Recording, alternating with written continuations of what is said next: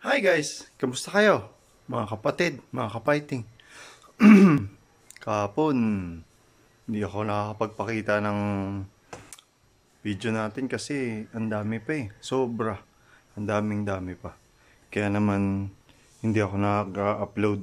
Pero tatapusin ko pa yung una kong upload nung dati. I mean yung nakaraan. Tapos ngayon, ipapakita ko ng iluluto natin kasi napakasarap nito. Ayan. Nagluluto nga pala tayo ng ampalaya. Tapos garlic, mahi, talakitok, kung ano man tawag dyan. So paano? Samahan niyo ako Tara! So guys, umpisa na tayo. Toasted lang natin yan. Wait lang. Tapos to, binuksan ko na. Kasi ito toasted muna natin itong bawang bago natin salang to. Nilagyan ko nga pala yan toyo kalamansi. Update guys. Medyo konti pa. Tapos dito naglagay na rin ako mantika. Toasted lang natin itong bawang. Tapos dito sa kabila naggisa na ako. Tapos sinunod ko na yung sibuyas. Ito medyo okay na to. Wait lang. Tapos sinunod ko na yung kamatis.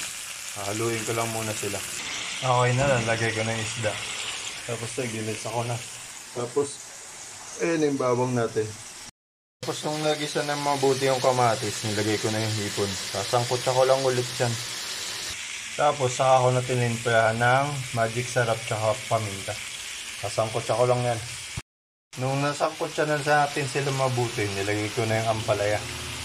Mahinang apoy lang ang gagawin ko dyan. Hindi natin nahaluin, mamaya natin nahaluin. Tapos ito, pwede na natin itong baliktarin. Wait lang. So okay na guys, baliktad ko na. Para sabay sila maluto na itong dalawa. Hinalo ko na siya guys. Kasi lalagyan natin ng itlog yan maya. Tapos to pwede ko na ilagay yung butter. Tapos ibabalik natin itong sabaw niya. Okay na guys, nailagay ko na. Pakukuluin lang natin yan ng gusto. Tapos itong itlog mamaya ilalagay ko na sa ampalaya.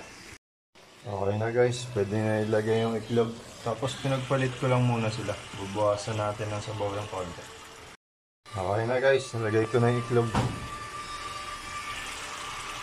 Yan. Yan, para yummy. So paano guys, nakaluto na tayo. Ayan. Yummy. Ano pa to? Sarap po. Smells good. Tara, kain tayo.